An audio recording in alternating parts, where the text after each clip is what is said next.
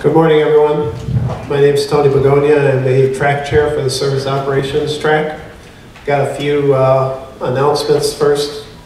If anybody hasn't done this already, I've said it, I think, a couple times at every one of my tracks, is that the Prism booth is open. I think after this session, the expo hall opens. Stop by booth 219. Visit the Prism booth and look at getting your credentials updated. Also, there is the conference party tonight, starting at 7 o'clock in the Glass Cactus. They do indicate that there's going to be a lot of fun going on there. You don't have to dress up, okay? They're going to have costumes, or let's say masks, for you if you just come in your regular clothes, and they'll give you a mask to wear if you want to, but you don't even have to do that. But they're also going to have some tattoo artists, palm readers, caricature artists, all that going on, and they're going to have some door prizes, so please come. It sounds like a good time. It goes from 7 to 9, or 7 until 10. One last thing, I want to introduce Eddie Vidal. I've known Eddie for, what, about 5 years, Ed? Too long. Too long? Too long, oh boy. Actually, I got to give you a little bit of a story about Eddie. First time, you probably don't know this, Eddie, but the first time I met Eddie, I was in a presentation. Really? And, yeah, we probably should stand near each other, huh? And Eddie actually had everyone in the room close their eyes. And remember this, Eddie? Okay. And think about who does he sound like? Okay? And I'm not going to give you any clues, but maybe Eddie will say something. But Eddie actually is kind of very famous because I took a picture of him and posted it out on our Fusion page too, about his costume for tonight. So you got to come to the costume party just for that, to see him in costume, right, Eddie? No, I'm not dressing like that. So, without further ado, Eddie Vidal. Thanks, Tony. So I'm going to talk about the U and how we do incident management and metrics over there. You have to go like this. I should take a picture of everyone going like that, but I'm all about measurements, and I think society is too. For those of us that have children, what's the first question they ask? When do they start walking? Well, then when do they start walking? How much do they weigh? How tall are they? When you have kids at school, what kind of questions do you ask them? How'd you do on the test? What else? Grades. How'd you do on your report card? When you're about to go to college, how'd you do on your SAT? So I look at all that, and I look at my kids, and they're measured. But then I go into an organization, and I don't see measurements. It's like, how are you measured?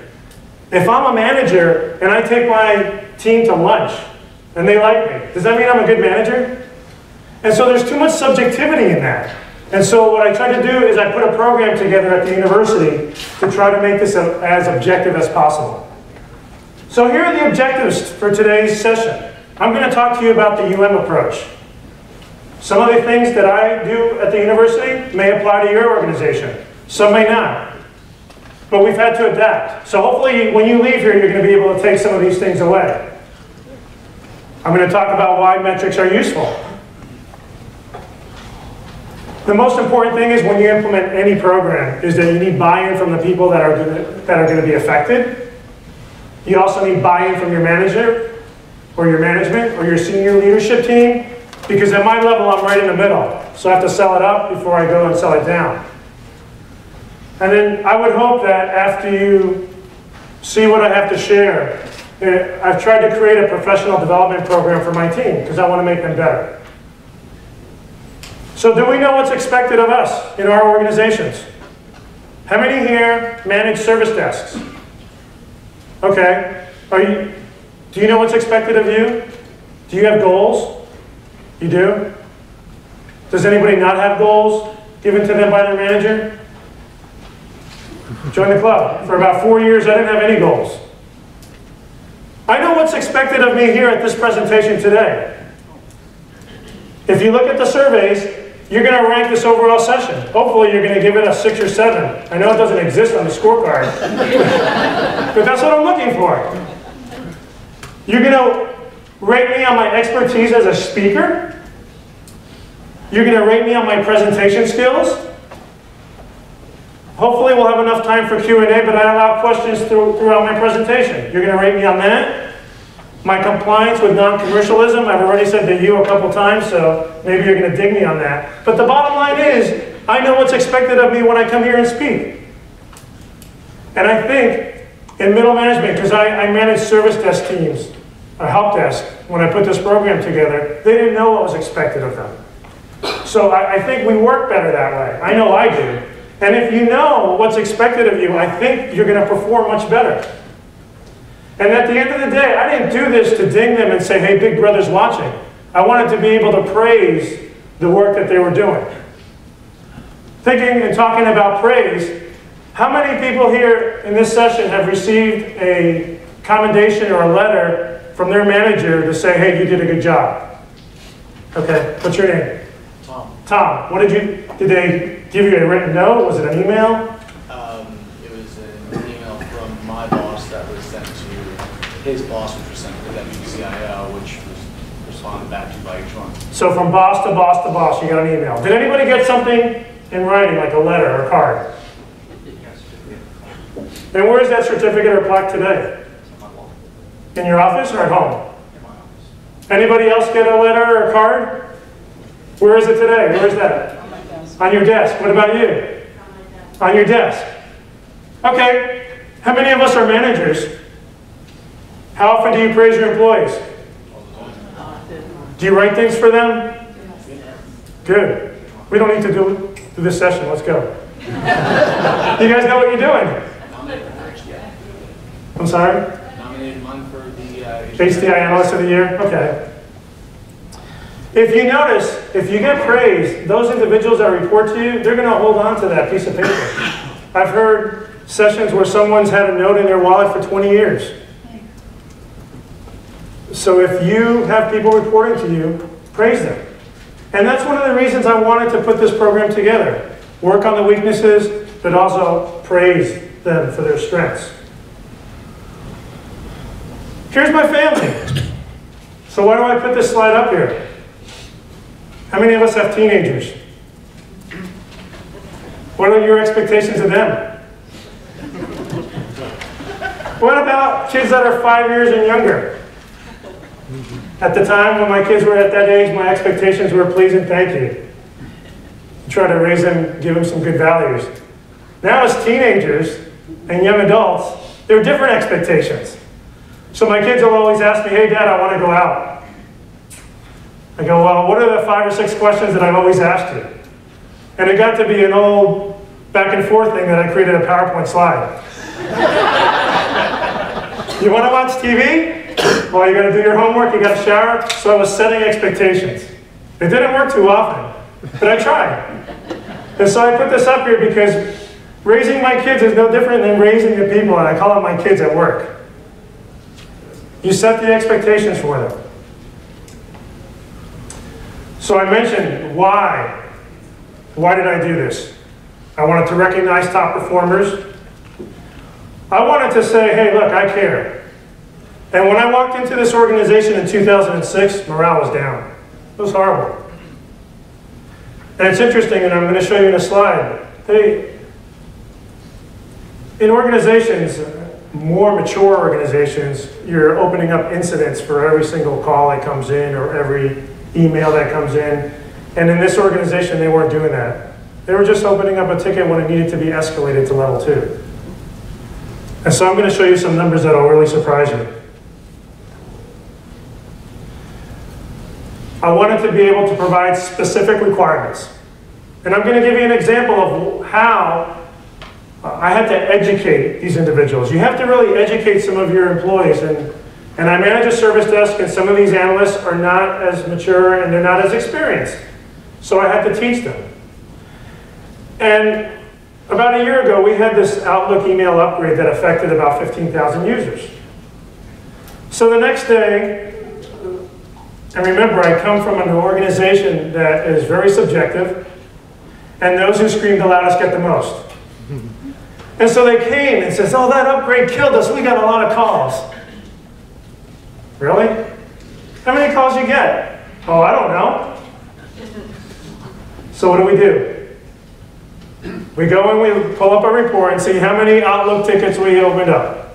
Out of 15,000 users that were affected, there were 40 tickets. You got killed? No, you're killing me.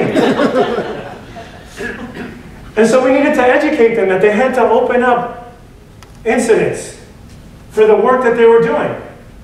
Because at first they say, oh, we're really busy, we need more resources. No, you don't. Prove it to me. Let me help you. And so the process started. It helped me justify, hey, I want to raise my head count. Well, my answer time is long. I got a heck of a lot of tickets. They're working really hard. I can put together numbers and metrics to be able to justify that. And they really couldn't do that. And so then they come back and say, well, we really need more help. And I go, here are all the reasons why I'm not sure I'm in agreement with you. So I have to educate them that way too. And at the end of the day, said, you're performing, this is a way for us on the annual performance review to be able to justify increases in salary. When I started putting this program together, I did a lot of research. I went to my first HDI conference in 2007, and this is my second Fusion conference. And when I came back from that conference, I learned so much. I took so much back, and this is how I started this program. But I did there's a lot of research and material that's out there. I looked at the HDI focus books. As a member of ITSMF and both HDI, I'm sure that you can pick up the phone and call people and not reinvent the wheel. There's a lot of templates and things that have been out, people have put together that they can share with you. And I was no different. But the most important thing is when you're putting something together like this, you need to obtain buy-in. It's not going to work. I mean, how many times do we roll out projects and systems and things like that, and we shove it down their throat? And then the users, there's some backlash because they were never involved in the process. Now, if you're doing some big system upgrades, they may not be involved in the process. But for smaller teams that you're trying to implement something and you're going to affect them, you want to make sure that they're in on it. And if they participate and they help you put this model together, they're definitely going to be more engaged. So you want that to happen. And like I mentioned earlier, I could not have done this without the backing of my management. And in the area that I'm in now, I'm able to do all these crazy things that I learned from participating in these conferences, and I'm able to bring it back to my organization, and my manager just lets me go with it. And that has made the biggest difference of where I'm at now. When I put this program together, it was another area that I was in, but management and support is key. So here's an acceptance letter that I put together for them to sign off, and the key word there is participated. They needed to participate in this, otherwise, like I said, it's not going to work. And so all this hard work, it's like, okay, well, what's the incentive? Well, I could have said, your job. But that won't work. And so management allowed us to give them a 1 comp day. So we were able to reward a comp day per month. And for those that scored 90% or higher. And this dashboard that I'm going to show you, it's 8 different metrics. 6 of them are based on quantity. 2 of them are based on quality. And so if there was a tie, then the deciding factor was quantity of tickets or incidents and service requests. And I'm using tickets. It's the same for me as incidents. We do separate incidents and service requests in our organization, but I'm going to mix the words up. I'll try to explain to you as detailed as I can. So here are our tools that we used at that time. We had a Nortel phone system to be able to record our calls. Now we have a Cisco IPCC. We use a product called Comco by Mysoft. In higher ed, there's a lot of chargebacks. We're very decentralized and we charge back for our telecom. We charge back for moves, adds, and changes, monthly recurring costs, and this product allowed us to do the billing. I was very fortunate at the time that my supervisor was a database administrator, or he had that background, and he was able to put reports together on Crystal and Excel. So it allowed me to put these reports together and sit with my individuals and show my management team on how we were performing. And now I do some of this, but it's more manual, but he was able to automate that. And if you have someone in your organization, or the service desk tools right now that exist can automate a lot of this for you. So look, from year 1 to year 4, when I first walked in there, 26,000 calls, 9,000 incidents they opened. It's about 35%. Educate, educate, educate. That's what I had to do. They didn't know any better. I called someone into my office, and I use this term, but it's not really flattering. It's like, what don't you understand? What don't you understand? There was a lot of resistance. It was not easy. But you got to take a deep breath, and hopefully you have to show them what the benefits are. And the difference between those individuals that want to get better and don't is a big difference. Because when I started in this new area, I run user account management and account creations. And when I took over that team, they were not documenting anything. And this guy that works for me, he's a superstar, but he didn't understand. Well, why do I need to open up a ticket? Well, how do I know what you're doing? Oh, I'm really busy. How? Show me. He's the biggest advocate right now because he saw the benefit of putting this together.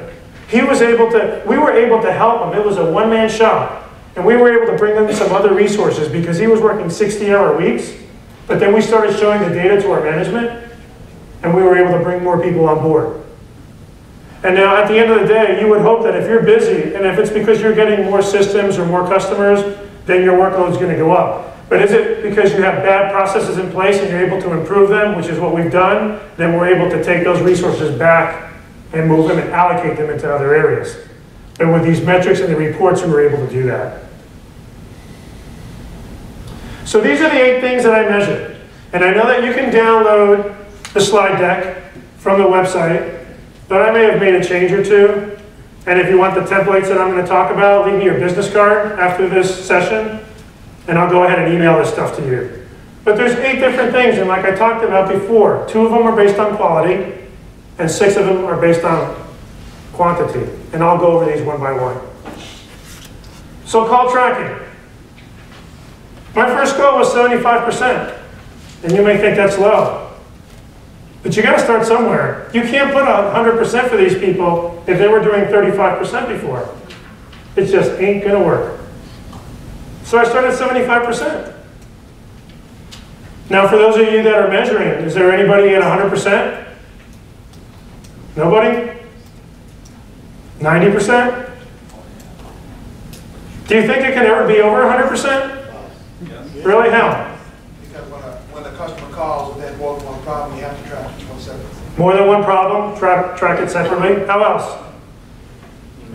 Emails. Walk-ins. Walk-ins, exactly. So this is based on phone calls alone. So I was giving them the emails and the walk-ins to try to raise their goal. You got to give them something. And it did get higher. And each of these metrics that I used to put this dashboard together, I give them a different weight. And I gave this one 15%. And if you go back to your organization and you want to start putting together a program, you want to weigh each of these metrics. And if you don't have a program in place, or if you do, if you have more than 10 metrics, that's too much. Start small. I'm on the HDI's Desktop Support Advisory Board, and we had to put together some metrics for desktop. And I remember our subcommittee, they started with 50-something metrics. What, are you kidding me? Nobody cares for that many. I thought we needed to be less than 10. And I didn't win, we had 11 at the end of the day, but it's not about a fight. But if you have too many metrics and you have too many reports, they're not going to look at it. So for those that have been in this industry for a while and are mature, or if your organization is mature, you understand why we need to track incidents. But for those that are starting and are new, and in my case, they had no idea, I had to educate them, and I'm going to use that word all the time. I wanted to build a database. I want to eventually get to level 0 support. We don't have that yet. We're starting to get there. I want it to lead to maybe problems. We don't have that in our organization. The university is a big organization. We have 13,000 employees and we support 35,000 faculty, staff, and students. And we're very immature, to be honest with you. We're very decentralized too. Probably have 4 or 5 different service desks. Until recently we had a medical campus and we have the Coral Gables campus and we just merged. And we have about 500 IT employees. And we're going through we just went through looking at a new service desk tool, and we're in the final stages of signing something. And one of the reasons for that was because we're going to combine all our IT shops. And it's going to be an education. Not an education so much to the analysts and the people that are answering the calls and doing the troubleshooting. There's a big learning curve that's needed for our senior management, believe it or not. And there's a couple of us, there's another person here, Doug Tyler, who did an ROI on IDLE. And we're educating our senior management, and we're sitting there doing presentations, and we're telling them why we need to do things a certain way. So it's a long road ahead of us. We've come a long way, but this is how it all started. Service requests. Those are for us, moves, adds, and changes, and incident accuracy. Does anybody here monitor their incidents or service requests? Do you have an automated way of doing it? Does one exist? So how many, you shook your head over here, how many incidents do you look at a month? Well, not you, someone on your team or in your organization. So we take in about 30,000 calls a month, almost all tracked, and we have about 50 analysts, and each analyst has 5 per month. And who reviews those 5? Their immediate supervisor. Their immediate supervisor. Anybody do more than 10 per month? You do? How many do you do per analyst, let's say? I do 30 a week, but I go in and just randomly read them. That you look through? I just pick and choose, doesn't matter who they're from, who put them in, who's working on them. I look at all of them. Okay. So at the end of the day, there's no automated way to do this. No. But here are the couple things that I look at.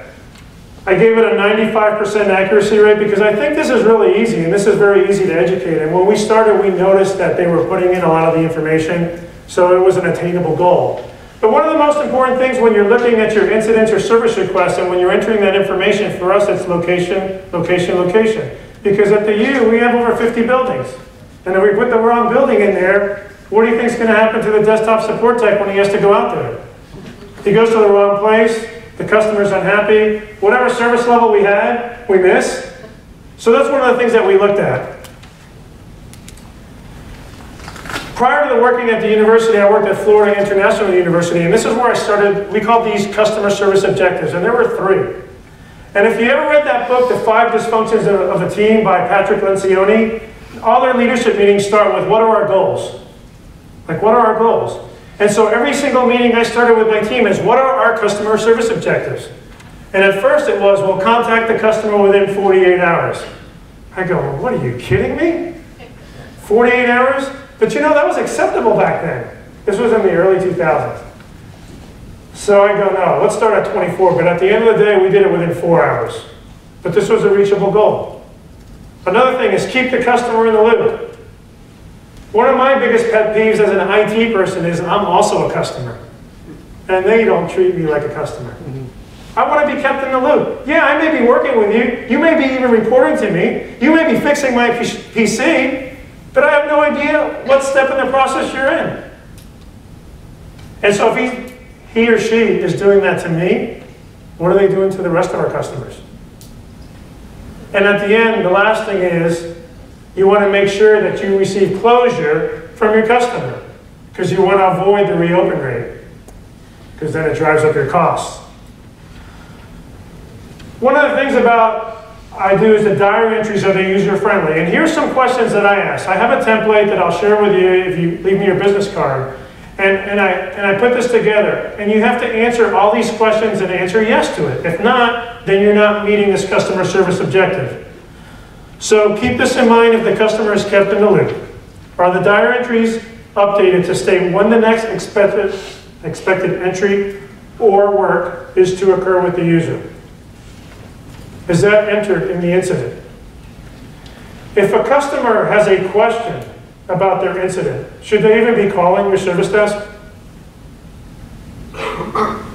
Why not? Two reasons. Hopefully they have the ability to check their status online. Online? What's the other reason? The customer service analyst should be letting them know where it is. The customer analyst or the service analyst should be letting your customer know. But they should also be documenting that in your incident. Because if they want to look online, or they call Eddie up and, Eddie, what's the status? I don't know, let me look. Has the customer been informed? If you have a desktop support team that reports to you and the appointment has been set with the customer in advance, has it been entered in the incident? You definitely want to put all that information in there. If the customer is not reachable, when contacting them, is there an entry stating how you contacted them? By email, voicemail, was it a walk-by? So if you answer yes to all those things, then you have met the customer service objective. And then you would answer yes. And that template is based on those type of questions. I make it very objective. It's yes or no. I try to remove the subjectivity. I got a question. You mentioned that it is key for users sign off of resolution so that you don't have the repeat calls.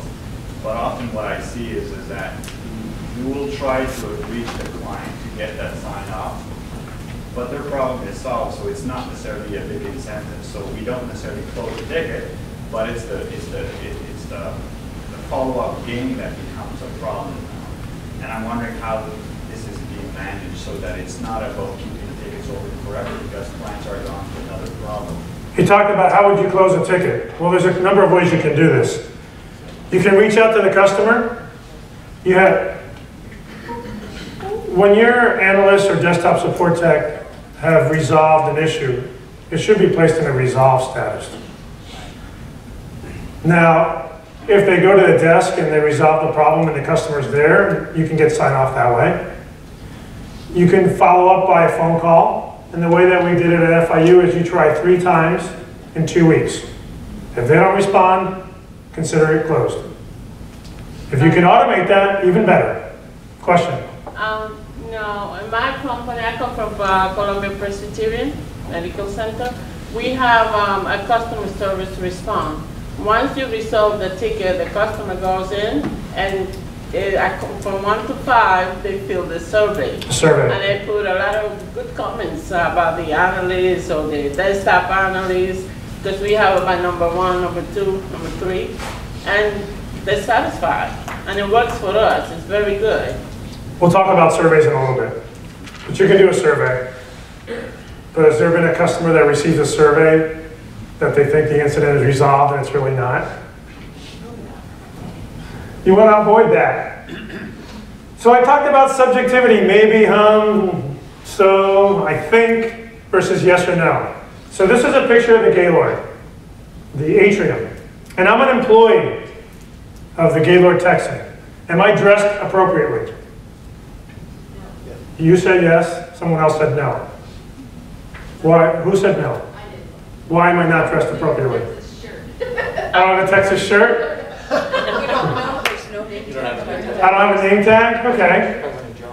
Depends on my job, exactly. I'm sorry?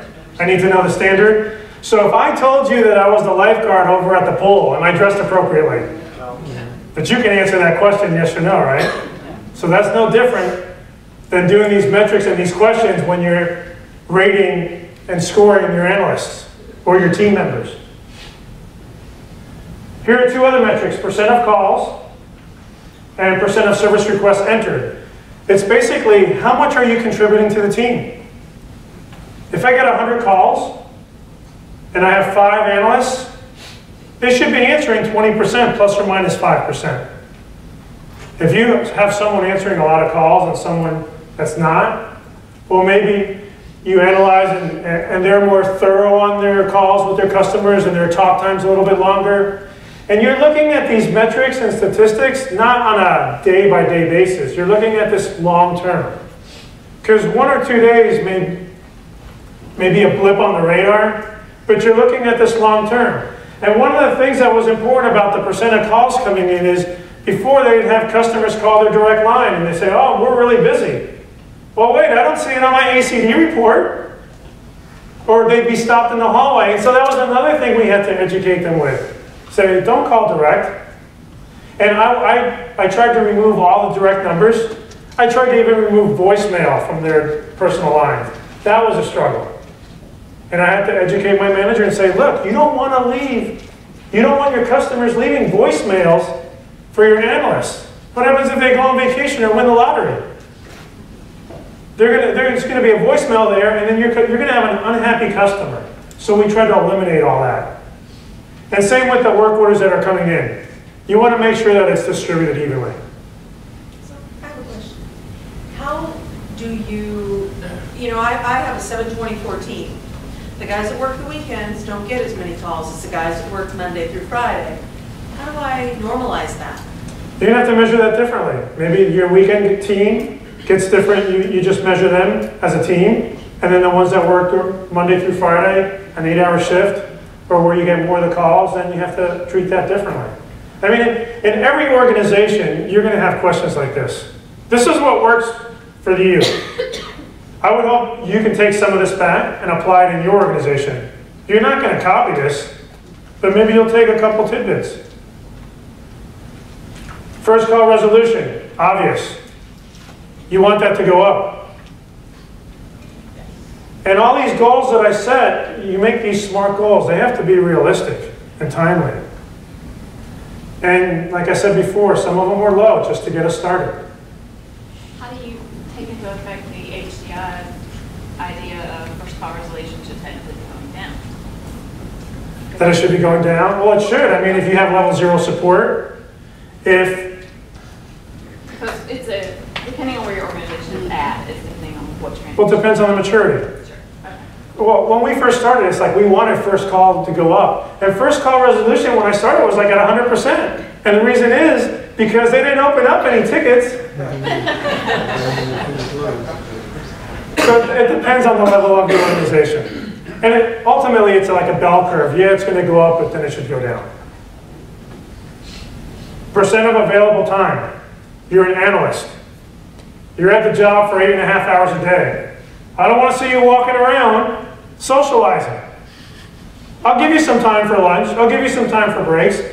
I'll give you some time to go walk it off a stressful customer. So what I ask is to be on that phone for 6.5 hours, or be available 6.5 hours. That includes talk time, that includes available time. And that was a very easy metric for them to meet, and so I was able to do that. And we basically take talk time plus wait time, and that's how we come up with this measurement. Average talk time. Our average talk time is like 3 minutes and change. So this was a gimme. And I look at them and I go, we want to increase that, and they didn't understand why. I go, I want my talk time, or your talk time, to increase, because that means you're spending more time with the customer. That means I would hope that you're resolving the problems, first call resolution. But that means our customers are happy. That means our total costs are going down because we're not sending out a second level person. And so I had to talk to them and say, these are all the things. And they'd come back, well, what happens if we're going to be on a call for 15 minutes? If you're going to solve it, do it. That's great. Call monitoring. Anybody here monitors calls? Recorded calls? Not recorded, live. Live? Yeah, That's tough. it's very tough.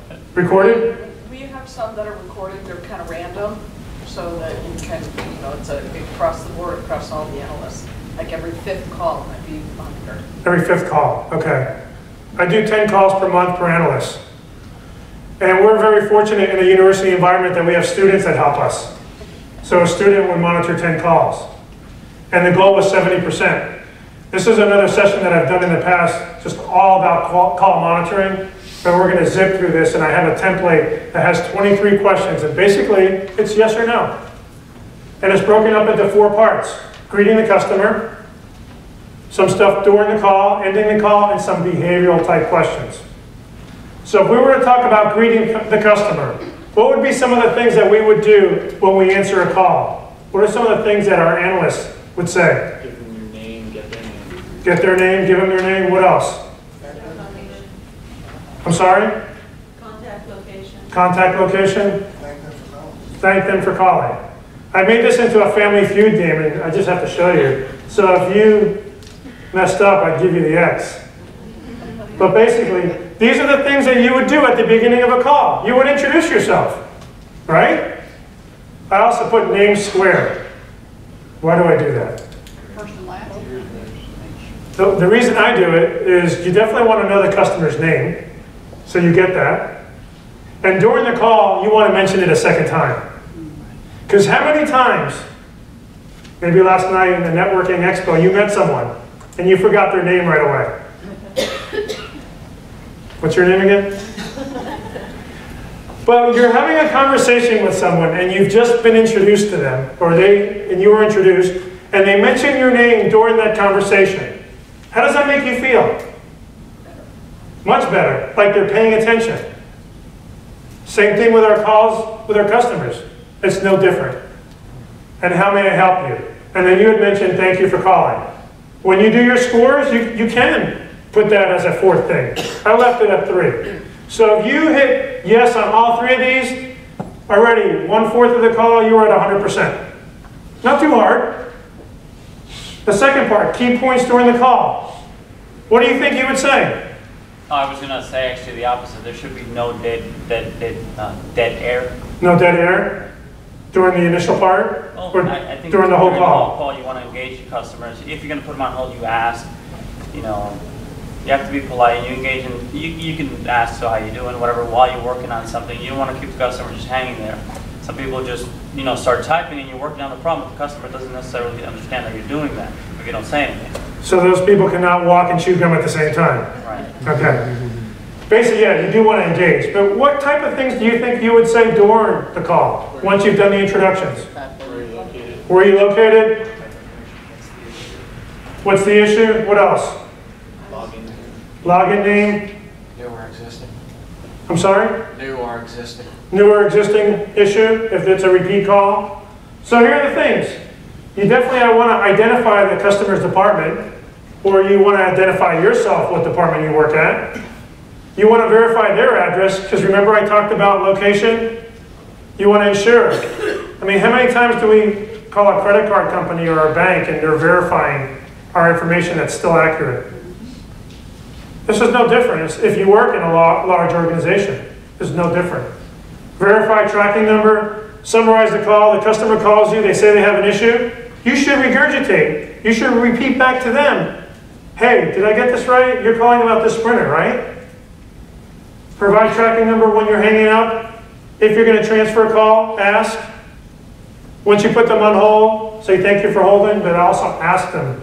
Don't just assume they want to be put on hold. And when you end the call, and by the way, going back, each of these questions, it's yes or no. It's no maybe. Yes or no. Did they say this during the call? When you're doing live call monitoring, that's going to be hard. But when you're doing recorded, especially when our calls average 3.5 minutes, you can get this all in about 60 seconds. Ending the call. Hey, can I help you with anything else? Especially if you're in a sales type organization. Encourage future calls, ended on a positive note. And maybe that's a little bit subjective, but when you're listening to the call, you're going to have to say yes or no. And I know that for credit card companies, I always call, and I know it's going to be a long time that I'm on the phone or on hold or I'm waiting, and I put it on speaker. And then they don't hang up, they wait for me to hang up. And so at the end of your calls, if you can give a little leeway for that, but let them have the last word. They may want to ask you another question.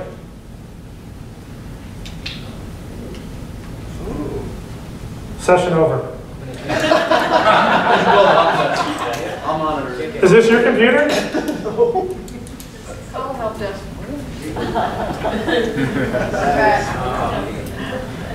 Just wanted to see if you're awake. You're not here to learn, you're here to be entertained. Behavioral type questions. Did you answer all the user's questions? Did you speak audibly? No gum in your mouth. Don't be eating lunch and answering the call. Walk away from your desk. Put yourself on not ready. And were they courteous and empathetic? These may be a little bit subjective, but at the end of the day, it's yes or no. And here's the template I'm talking about. So if you answer yes or no, then you get a score all the way on the bottom. Right there. I can send you that template. It's 10 calls per month per agent. All you're doing is putting yes or no, and it's going to give you a score. And on the top here is where you put the call, ticket numbers, incident number, service request number, and the date. And it's really interesting because if you want to take this to another level, you listen to a call, and then you look at the incident number, and sometimes they don't match. It's like, oh wait, I called about an email problem, but then you look at the incident, it's about something completely different. Now, mistakes will happen, but if it's something on a consistent basis, you're going to need to talk to your agent. But it's interesting, and so that means you would be following the trail from beginning to end. Now, for those of you that manage team members, service desk employees, do you post your scores? Yes. You do? And does that create or foster competition? A little? Someone back here nodded no. You don't post your scores. Why? No, we do. You do. Well, my supervisor does, which is difficult because my supervisor is in London and has no idea what goes on in the US. So I give him commentary. I have 66 engineers that I manage. And if you look at the total number of closed tickets, you have no idea what that engineer is working on. So you I have to write down everything, why these tickets are different at different times. So he does a 2-week glance. So to your point, you can't just do it for a short period of time. You've got to do it over an extended period of time. So you post, but the person behind you nods his head, no. Why don't you post in your organization? I work for the federal government, and we're not allowed to actually do that due to unions. Okay, you're not allowed to do that due to unions.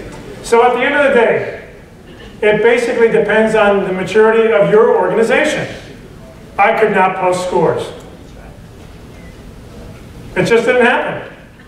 We weren't mature. We were struggling. It was a tough group.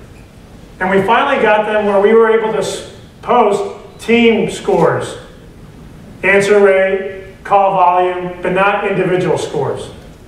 You had a question? So each individual agent knows what their scores are, and we post what the average is, and we post the top and the bottom. So you know where you rank in there. So whether you're just average or your reports and analysis. She mentioned she posted the medium score and the top and the low score. So they're not really pointing an individual out, but it's based on the team. You have a question back there? Your university, are all your staff full-time employees, FTE? For this group, yes, they're all full-time employees. What I currently manage now is a team of students at a service desk, which as a matter of fact, they're second level, which is interesting. 90% of my staff is all student workers that rotate every 15 weeks. I did that at another university. And it depends on your model. I really enjoy working with students because I can sit there and mentor them. I can brainwash them. But the thing is, we're an educational institution, and my job is to get them ready for the real world. And they learn more working for me and in my organization than they do in taking all those classes. And what makes me more proud than anything is when they get a job right away. Because they're going up against someone that has a degree versus someone that has worked at a service desk. It goes a long way. Question? I manage students as well, and I sometimes find them more motivated than the staff employees because of labor and union issues. So you find the students more motivated than the employees because of labor issues? And I blame myself partly for them too. So. You do? I take responsibility as a manager for motivating my staff more. So you got to go to the motivational talks here, okay? You came here to learn. So we don't post. But in organizations where there's trust, you can post. And yes, it creates some friendly competition. But for those organizations that you don't have that trust, You can't do that. Bonus points. So not only do we have those 8 metrics, everybody here that's coming to Fusion, are you required to go back and write up something or talk about it to your organization? Yes. Not me. I don't have to. It's not required. I do. I take back lots of stuff. But if one of my team members was going to go out there to like an hour session or something like that, well, come back and talk 5 minutes. I mean, what are we here for, 40 hours? You can talk for every hour you're here, 1 minute, so you can go back and do a 40-minute presentation. Think about it. Take the knowledge that you've learned here and go back. There's also computer-based training classes we wanted them to take. If they would write an article that would go into our knowledge base, they'd get extra points like that. So it was not only these 8 metrics, but we had some bonus points too.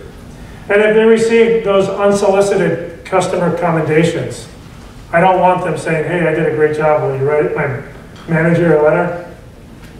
They needed to be authentic. Professional development, we wanted them to get certifications. It was hard to try to implement this. I'm in a team right now that my boss really drives and drills professional development, and I'm always on top of my team right now. I have some desktop guys, and they have to be Dell certified, they have to stay up on top of their Apple certification. We had mentioned customer surveys. Who here performs customer surveys? Okay, we did. Then we stopped. Why did we stop? Why do you think we stopped? Crappy response rate. Because why? Crappy response rate. Crappy response rate? No, actually no. You didn't do anything with it. We didn't do a damn thing about it. That's right. So if you're going to do a survey, do something about it. And for those of you that do surveys, because I'm in an area now that I do surveys, if you happen to be a member of HDI, you get that benchmarking survey report that had over 350,000 surveys. And I saw what their numbers were, and I compared it to the numbers that I currently have on my team, and ours were higher. So I wrote a little article, and I took it to my management and said, hey, look how we're doing. So compare your numbers to some of these reports. Just show what HDI does. Maybe there's some other customer survey responses out there. Put a couple graphs together, spend an hour or two, and go to your management team and say, hey, look. So if our customers are coming back and saying we're not doing a good job, really? 97% of us say, 97% of the surveys say we are. So you take away that subjectivity, you take away of those who scream the loudest. And these are the 5 questions we ask, very basic. And it's almost similar to what the HDI CSI model is. We're looking at knowledge, we're looking at professionalism, was it resolved, was it timely, what was the quality? That's what we're looking at. This is the dashboard. So look, you have those 8 different metrics there. You have each of the weights. If you don't meet the goal, then you get less points. It's all there. And then we had them sign it off on the bottom, and the bonus points are there too. Like I said, this is on the slide deck. Leave me your card, and I'll email this to you. Here's a sample scoreboard for an analyst. So we would sit with them once a month, and we would show them their scores. So this one was Anthony. He had a score of 89. And notice these are daily scores because I had that database supervisor that was able to put all these crystal reports together. So it was easy. If you have to do this manually, I'm not sure what type of effort or workload I would put into this. But if you notice the 2 columns on the right-hand side, the work order and trouble ticket accuracy and call monitoring, those are the ones that are quality, and those are the ones that we do manually. And that's just a monthly score. That's why you're not seeing a daily score. And here's a sample dashboard that we put together based on, I think I went to the HDI Support Center Managers class, and they had one back there, and I go, well, I want to copy that. And we talk about the number of calls that come in and the top 10 trouble codes for that day, and we look at the work orders. So I would hope you have some takeaways from this session. 1, keep it simple. Don't go crazy. If you have no program in place, start small. Take a couple of things that you learned here in this session. I hope I explained to you why metrics are important, especially to educate those new analysts or or younger individuals that have not been in the industry for a while. And hopefully that you can take some of this stuff back and apply it to your organization. I want to thank you for coming. I'm very honored to be able to speak at these conferences. It's an amazing experience. This takes me outside my comfort zone, believe it or not. I really enjoy it, but at first it was very, very difficult. So if you have any questions, and please, please, fill out those evaluations. Even if you don't have good comments or you have constructive feedback, because that's how all the speakers learn. Question? So what do you measure in terms of incidents that are escalated out of these support centers? So do you measure like bounce rate, for example? Do I answer bounce rate, meaning that things get escalated to a second level and they probably should have been resolved at the first level? No, if it's escalated to the wrong second level or... It gets escalated to the wrong... The answer to your question is no, we don't measure that right now. One of the things in my organization that I'm trying to measure is that we have a little box, because in the group that I'm in, I'm using a SharePoint form right now as my incident management system.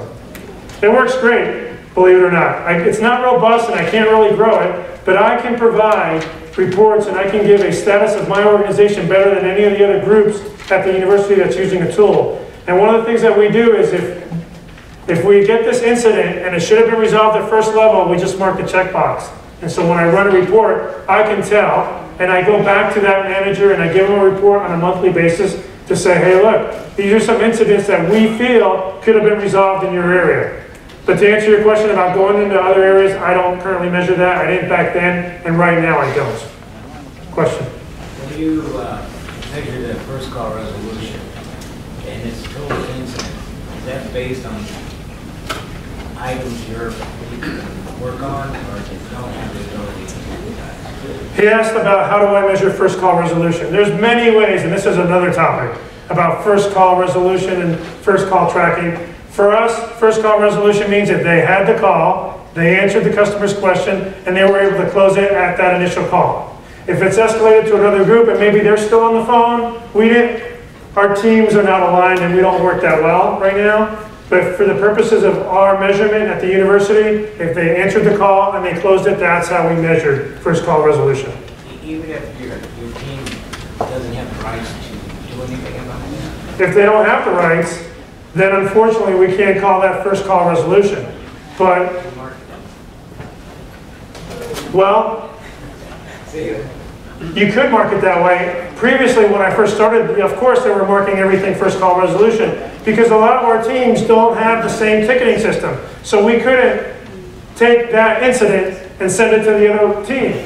We had to close it. Yeah, it counted as a first call resolution. Was it an accurate metric? Probably not. But we're trying to fix that because we're going into a new service desk tool, and all of IT is going to be using one, so we're going to be able to track that. But currently, right now, we don't.